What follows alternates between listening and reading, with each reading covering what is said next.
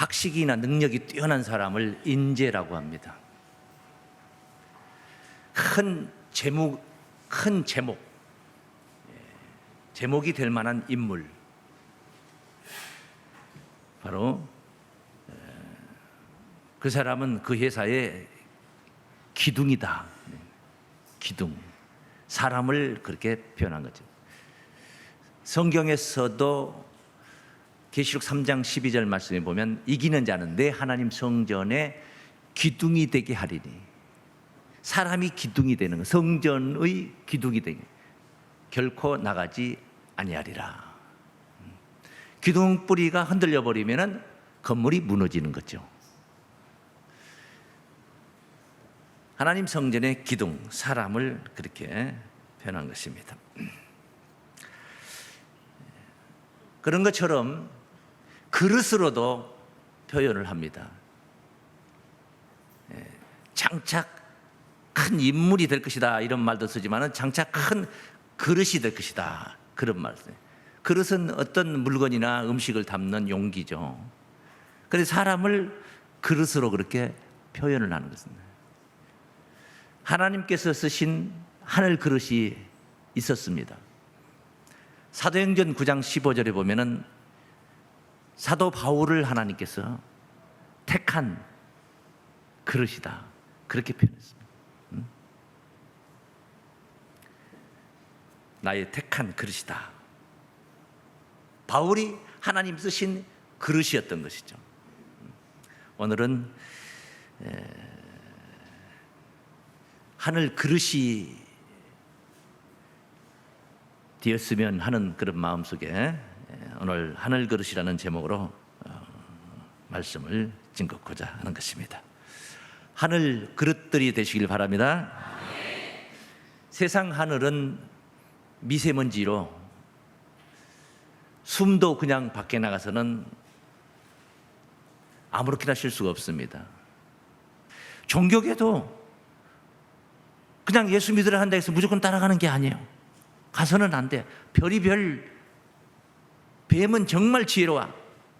별이별 무슨 설문조사를 하고 별 해서 사람을 꼬드려서 이상한 교리에 빠져버리게 만드는, 얼마나 거짓 영이 창궐합니까? 이럴지라도 하나님 계신 하늘은 진리로 충만할 것인 줄로 믿습니다. 스가랴 8장 3절에 이런 말씀이 있어요. 나 여호와가 말하노라. 내가 시온에 돌아왔은즉, 오셨다는 것이죠. 이스라엘 민족들로 본다면은 다시 회복되는 역사를 표현하는 말씀이 되겠죠. 예루살렘 가운데 거하리니 예루살렘은 진리의 성읍이라 일컫게 된다. 하나님이 예루살렘 가운데 거하시니까 그 예루살렘은 진리의 성읍이 된다는 거예요. 성읍이라는 거 이런 말 쓰죠. 성읍. 영광은 굴비의 성읍이라고 그래요. 제주는 감귤의 성읍이라고 그래요. 나주 배의 성읍이라고 그래요. 요즘 뭐 기후 변화로 자꾸 위로 올라갑니다만 이 대구는 능금의 성읍이라고 그럽니다. 그 뭡니까? 그런 특산물이 있다는 거예요. 열매가 많이 나오는 곳이라는 거예요. 그런 열매가 많이 나오는 곳이라는 거예요. 예루살렘이 진리의 성읍이라고 표현을 한 것은 진리로 인한 열매가 예루살렘에 풍요롭다 그 말씀이에요. 진리를 깨달은 성도들이 많다 그런 말이에요. 하나님이 예루살렘에 돌아오시니까, 임재하시니까, 오셔서 좌정하시니까 당연히 하나님 말씀이 풍요로워지는 것이죠. 진리가 풍성해지는 거예요. 아버지의 말씀이 진리라고 그래요. 요한복음 17장 17절에 저희를 진리로 거룩하게 하옵소서. 아버지의 말씀은 진리니다. 그래, 하나님의 말씀을 들으면서 우리가 거룩하게 된다는 거예요. 변화를 받는 거예요. 변화를 받는 거예요. 그래서 하나 더 언급을 해드린다면은 이사야 4장 3절에 보시면은 예루살렘에 남아있는 자, 생존한 자 중 농명된 모든 사람은 예루살렘에 머물러 있는 자 말이에요. 예루살렘에 머물러 있는 자, 생존한 자 중 농명된 모든 사람은 거룩하다 칭함을 얻으리니 그래요. 그 거룩하다 칭함을 얻는 게 그 거룩한 열매거든요.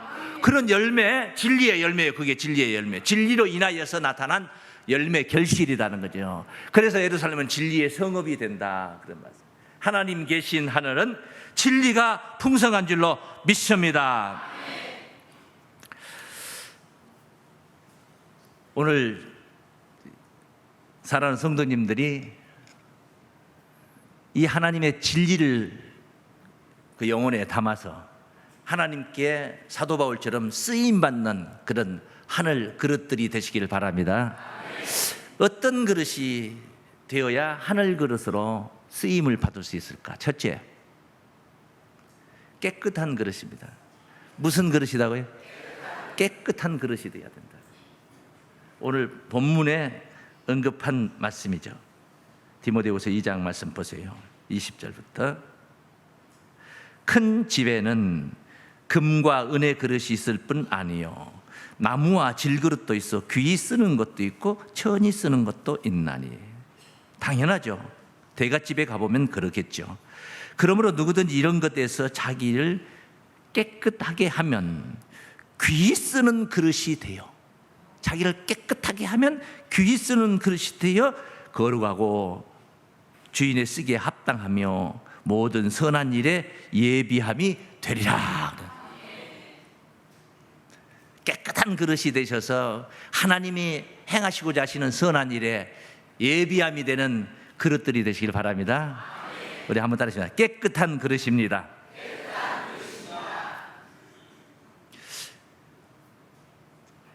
사우나에 가서 몸을 닦는다고 깨끗한 그릇이 되는 게 아니에요. 영혼이 깨끗해야 된다는 거예요. 생각과 마음과 정신, 영혼이 깨끗해야 된다는 거예요. 예수님의 산상수훈 8복의 말씀 중에 하나 있죠. 마음이 청결한 자는 복이 있나니. 마음이 청결한 사람이 있고 마음이 지저분한 사람이 있어요. 더러운 사람이 있어요. 얘 더러워서 내 상종을 안 한다. 그 사람 무슨 뭐 손이 더러운 게, 얼굴이 더러운 게, 몸이 더러운 게 아니라 생각이 더럽다 이 말이에요. 꼭 하는 소리마다 꼭 저래. 네? 어떻게 해서 약한 자를 도울까, 이웃을 도울까, 이런 생각 속에서 아침을 맞이하고 또 밤에 꿈을 꾸는 사람들이 있는가 하면, 어떻게 하면 사기를 칠까, 오늘 어떻게 하면 사기를 성공을 할 수 있을까, 남의 주머니에 번잡한 도로에서 남의 주머니 지갑을 빼서 횡재를 볼 수 있을까. 땀 흘려서 내가 흘린 땀의 열매를 얻으려는 생각이 없어요. 아예 없어요. 남의 것을 사기쳐가지고 사기를 쳐서 먹고 사는 사람이, 인생이 그런 인생이에요. 얼마나 더러운 인생입니까? 얼마나 더러운 생각. 그러면서 막 가슴에 그냥 정말 죄스러워가지고 내가 몸둘 바를 모르고, 이런 게 없어요. 전혀 없어요. 이게 없어요. 그런 자들이 어떻게 하나님을 만날 수 있겠습니까? 마음이 청결한 자는 복이 있나니 저희가 하나님을 볼 것이며. 청결한 마음을 가져. 청결한 마음, 깨끗한 마음. 사도 바울이 사울이라는 청년으로 유대교에 올인했던 사람이에요. 대단한 열정으로 예수 믿는 사람들을 잡아 죽이던 사람이에요. 예수 믿는 자 잡는 아주 전문가예요. 전문가. 이게 바울이 바로 그런 사람이었어요. 그런 바울이었어도, 예수를 안 믿고 오히려 대적자 입장에 있었어도 그가 양심이 삐뚤어져 가지고 그 짓을 한 게 아니야. 그게 옳은 것으로 생각을 한 거예요. 예수는 이단 괴수고 유대교만이 정통교다 이렇게 생각을 했기 때문에, 그것이 하나님을 바로 믿는 길이다 이렇게 생각을 했기, 양심적으로 자기가 그렇게, 원래는 예수가 진리인데 삐뚤어져 가지고 예수를 배척했던 게 아니란 말이에요. 그걸 고백했던 말씀도 있죠. 디모데후서 1장 3절 말씀에 깨끗한 양심으로 조상적부터 섬겨오던, 깨끗한 양심으로 조상적부터 섬겨왔다는 말이에요. 그래서 하나님께 감사하다는 그 말이에요. 그래서 그가 바울이라는 출중한 이런 선교사가 될 수가 있었고, 사도가 될 수가 있었던 거예요. 양심이 삐뚤어진 사람이었어요. 성경에는 양심이 화인 맞은 사람이 있다고 그랬습니다. 디모데전서 4장 1절로 2절 말씀에 양심이 화인 맞은 사람, 성령이 밝히 말씀하시기를 후일에 어떤 사람들이 믿음에서 떠나 미혹해 하는 영과 미혹의 영을 받은 거예요. 미혹의 영에 심취하는 거예요. 귀신의 가르침을 쫓으리라 하셨으니 자기 양심이 화인 맞아서 외식함으로 거짓말하는 자들이라. 양심이 불로 지져버렸어요. 우리 손바닥도 뜨거운 걸 만져가지고 타버리면은 뭐 지문만 없어지는 게 아니죠. 이게 타버리면은 감각이 없어져 버리는 거예요. 감각이. 양심이 화인 맞아서 감각이 없어 무뎌져 버렸어요. 더러운 짓을 하면서도 조금도 부끄럽게 생각을 하질 않아. 죄송스럽게 생각하질 않아. 사람이 더러운 짓을 얼마든지 할 수 있어요. 왜? 역부족으로 인간의 몸에 한계가 있기 때문에 어쩔 수 없이 더러운 짓을 할 수도 있어요. 그러나 양심적으로 그것에 부담은 가져야 되는 것이죠. 난 이렇게 안 하려고 했는데 이렇게 할 수밖에 없는 내 몸이 정말 한스럽다. 내 능력이 여기까지밖에 안 되는 게 한스럽다. 난 설교를 더 잘하고 싶어. 그런데 여기 이런 정도밖에 못하는 게 저도 한계라, 한계. 못하면 못한 만큼 부족함을 느끼고 죄송하게 생각을 하고 더 노력을 하고 힘을 써야 되는데 저는 그런 마음이 없어요. 안 되죠. 화인 맞은 양심, 거짓말을 말하게 되죠. 그래서 영혼을 깨끗하게 씻어야 되는 것입니다. 뭘로 씻느냐? 더러운 소리를 계속 듣다 보면은 갑자기 권사님이 목사님하고 신방 가다가 앞에 가다가 철랑대고 앞에 가다가 돌뿌리 엎어졌어요. 벌떡 일어나자 쪽팔려 죽겠네.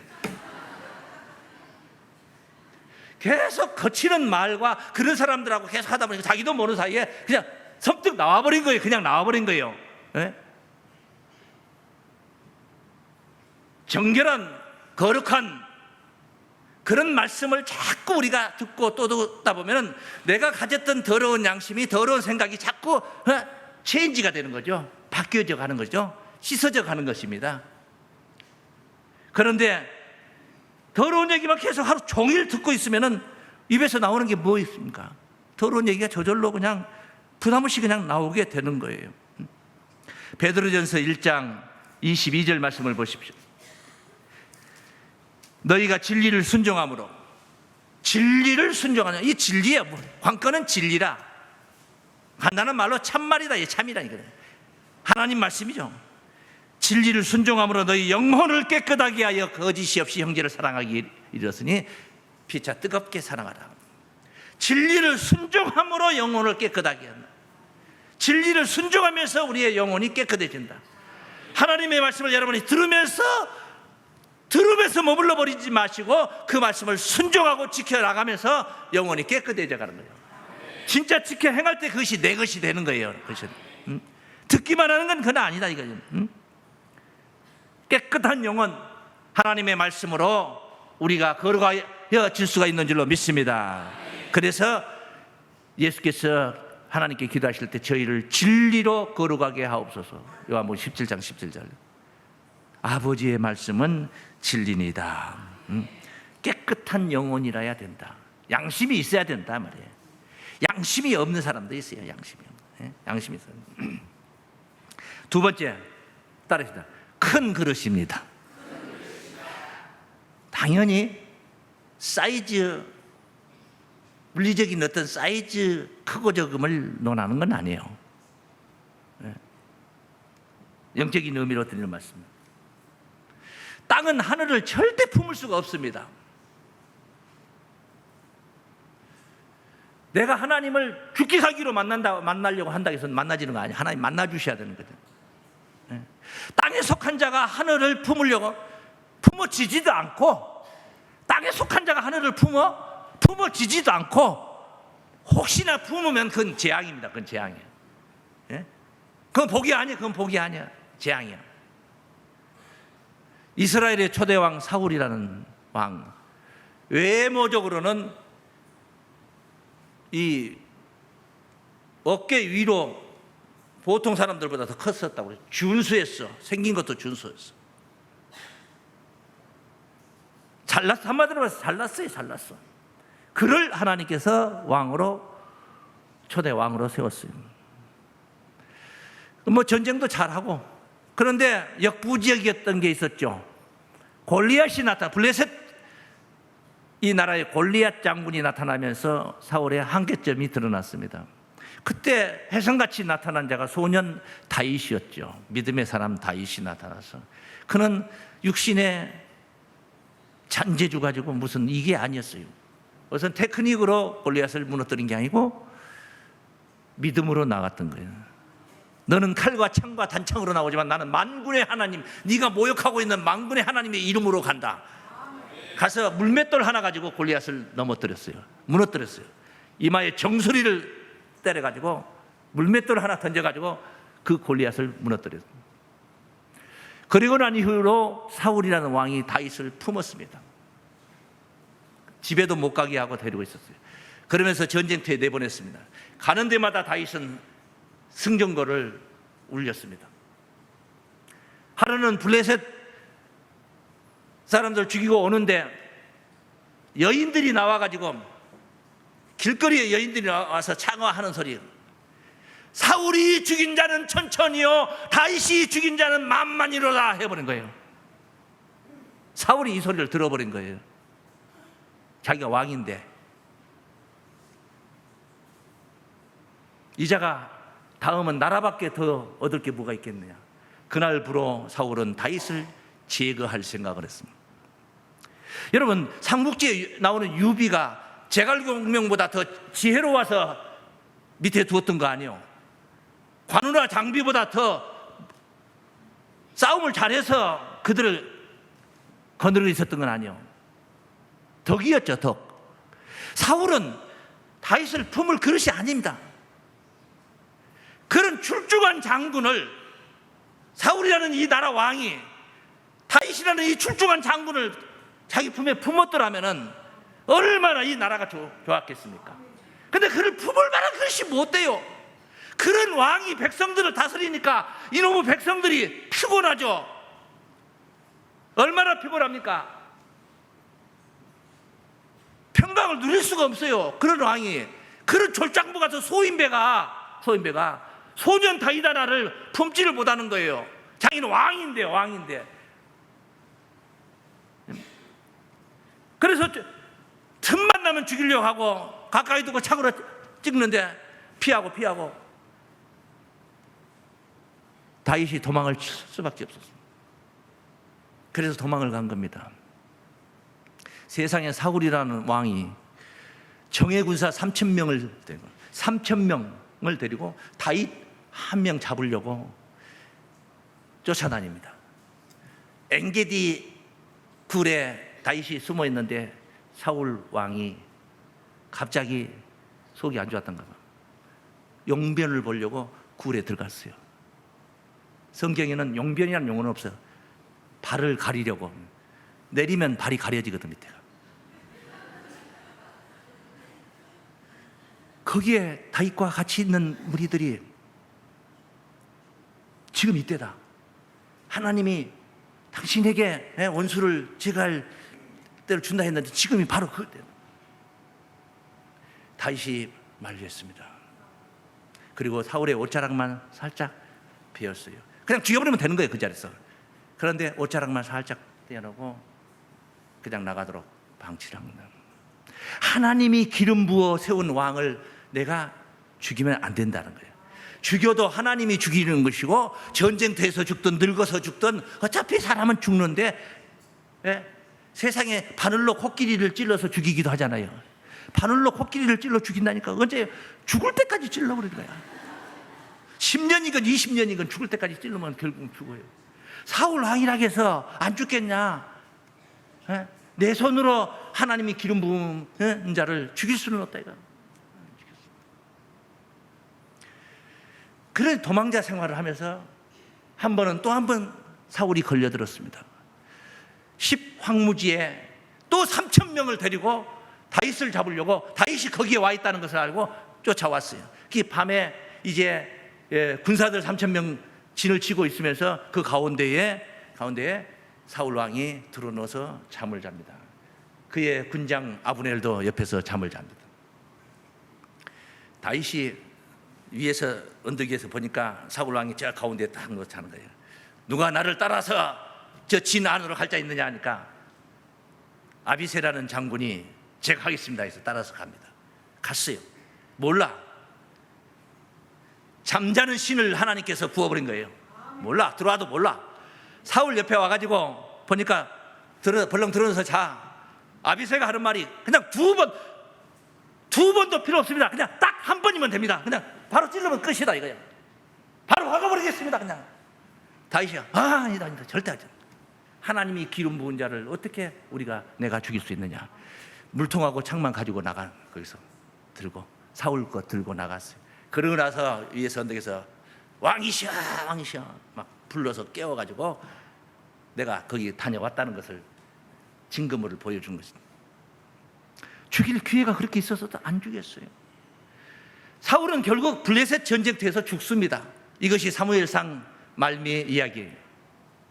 그리고 사무엘하 1장에 넘어가 보면 사울이 죽었다는 소식을 가지고는 아말렉 사람 소년 하나가 그 소식을 가져오는데 사울의 멸관과 팔찌를 빼가지고 가져와서 사울이 다 죽어가면서 자기가 너무 고통스러우니까 나를 좀 죽여달라. 그래서 자기가 죽음을 마무리시키고 자기가 이거 빼가지고 왔습니다. 다윗에게 아주 굉장한 기쁜 소식이에요. 왜냐 이 사울의 도망자 신세니까 너무너무 좋은 소식이라고 하고 왔는데 다윗이 뭔 걸 아닙니다. 네가 함부로 하나님이 기름 부은 자를 네 손에 네가 함부로 죽였느냐 하면서 부하에게 가서 죽여버렸어요. 그거 죽여버렸어요. 그 정도로 하나님의 기름 부음 받은 자를 건들지 않았던 것은 뭡니까? 사울 왕을 건든 게 안 건든 게 아니야. 이것은 하나님을 존중하는 마음이요, 하나님을 경외하는 마음인 줄로 믿습니다. 이게 바로 하늘 그릇인 줄로 믿습니다. 소임의 하늘, 사울은 그 그릇이 큰 그릇이 아니에요. 다윗을 품을 수 있는 그릇이 아니야. 소년 다윗이 바로 큰 그릇이었던 줄로 믿습니다. 그래 썩어질 놈은 세상 것 때문에 있다가도 없어지는 것이고 없다가도 있어질 건데, 돈은 돌고 도는 게 돈인데 그놈의 돈 때문에 신앙을 저버리고 밴댕이 속 같은 좁은 생각 가지고 마지막 때 구원을 받으려면 하나님 앞에 하는 어림도 없는 얘기입니다. 어림도 없는 이야기다. 큰 그릇들이 되시길 바랍니다. 마음보를 심보를 크게 써야 됩니다. 크게 써야 됩니다. 그런 자들 위해 하나님이 임재하시는 거예요. 임재하시는 거예요. 세상에 우주만상을 품고 계시는 하나님이 좁은데 밴댕이 속 같은 속에 하나님 와서 어찌 거기서 계실 수가 있겠습니까? 하늘 그릇, 마지막으로 보배를 담은 그릇입니다. 한번 따라 하시겠습니다. 하늘 보배를 담은 그릇입니다. 그릇이라는 건요, 외형이 중요한 게 아니에요. 외형이 중요한 게 아니야. 오늘 본문에서도 금그릇도 있고 은그릇도 있고 질그릇도 있고 나무그릇도 있지만은 우선시 했던 게 뭡니까? 깨끗한 그릇. 깨끗이 씻으면 하나님이 쓰시기에 선한 일에 예비함이 되자 했어요. 깨끗한 그릇을 얘기했듯이 그릇의 외모가 중요한 게 아니야. 내면이 깨끗해야 된다는 것이죠. 또 그릇은 그 안에 무엇이 담겨졌느냐에 따라서 이름이 명명되는 겁니다. 오줌이 담기면 요강이 되는 거예요. 하지만 거기 꿀이 그 속에 담기면 꿀단지가 되는 거예요. 사과 박스지만은 그 속에 책을 넣어놓으면 책 박스가 되는 거예요. 속에 내용물이 뭐냐가 중요한 거예요. 보배를 담으면 보배로운 그릇이 되는 줄로 믿습니다. 보배를, 하늘 보배를 담는, 하늘 보배. 고린도후서 4장 6절 말씀을 봅니다.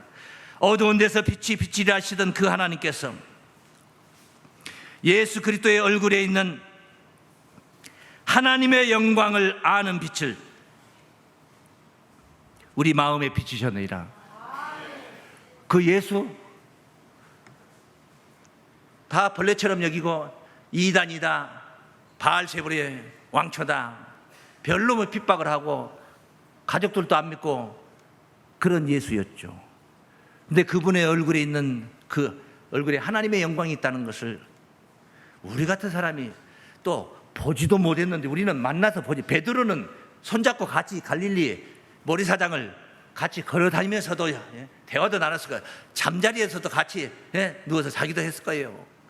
우리는 본 적도 없고 만난 적도 없는데 그분이 바로 하나님의 영광, 그 얼굴에 하나님의 영광이 있다는 것을 우리가 어떻게 하냐고요. 그것을 신통방통하죠. 그 아는 빛을 우리 마음에 주셨어요. 그 생명빛을 우리 마음에 주셨다니까요. 기가 막힌 거죠. 이건 우리 능력으로 된 게 아니야. 하나님의 은혜요, 자비요, 긍휼이요, 사랑인 줄로 믿습니다. 그분이 바알세불의 왕초가 아니라 그분이야말로 이 세상을 구원하는 그리스도라는 사실을 아는 빛을 우리에게 주셨다 이 말이요. 다른 게 들어있는 게 아니요. 그 빛이 우리 마음에 오셨어요. 그 빛이 우리 마음에 오심과 함께 그분이 메시아여, 그분이 나를 구원하실 자라는 것을 알게 되고, 그러므로 인해서 우리가 믿는 것이고, 믿습니까? 그래, 믿음이라는 이 두 글자 속에 우리가 어떻게 살아야 될 것이 들어있는 것이고, 어떻게 살아야 될 것이 다 들어있는 거예요. 믿음이라는 두 글자에. 또 어떻게 무엇을 이겨야 될 것이 다 들어있는 거예요. 세상을 이기고 사망도 이겨야 되는 것이고, 이겨야 될 것들이 다 들어있는 거예요. 그 빛이 들어옴으로 인해서 나타난 현상 아니겠습니까? 어두운 데서 빛이 비치하시던 그 하나님께서 예수 그리스도의 얼굴에 있는 하나님의 영광을 아는 빛을 우리 마음에 비치셨느니라. 우리가 이 보배를 질그릇에 가졌으니, 이 보배는 냉면 그릇에 담는 게 아니에요. 담을 수 있는 게 아니에요. 페트병에다가 가도 담을 수 있는 게 아니에요. 이 보배는 우리의 마음과 정신과 생각과 영혼 속에 담는 거예요. 이 보배를 질그릇에 가졌으니 이는 능력의 심이 큰 것이 하나님께 있고 우리에게 있지 아니함을 알게 하려 함이라. 그 뒤에 말씀, 우리가 사방으로 우겨쌈을 당하여도 쌓이지 아니하며. 이 보배를 가졌는데 사방으로 세상이 우리를 우겨싼다고 우겨 쌓여지냐고요. 오늘 주일 예배인데 직장 문제가 우리를 에워싸가지고 못 가게 붙잡을 수 있겠어요? 절대 어둠은 빛을 쌓을 수가 없어요. 어둠이, 이 세상 천지에 어둠이 빛을 우겨 쌌다는 얘기는 들어볼 수도 없는 거예요. 들어볼 수가 없어요.